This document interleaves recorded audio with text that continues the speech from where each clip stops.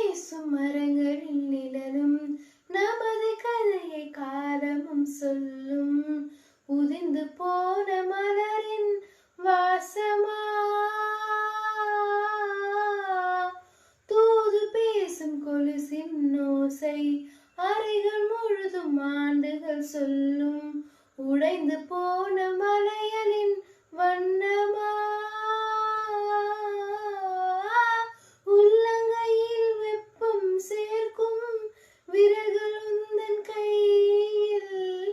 தோளில் சாய்ந்து கதைகள் பேச நமது விதியில் இல்லை.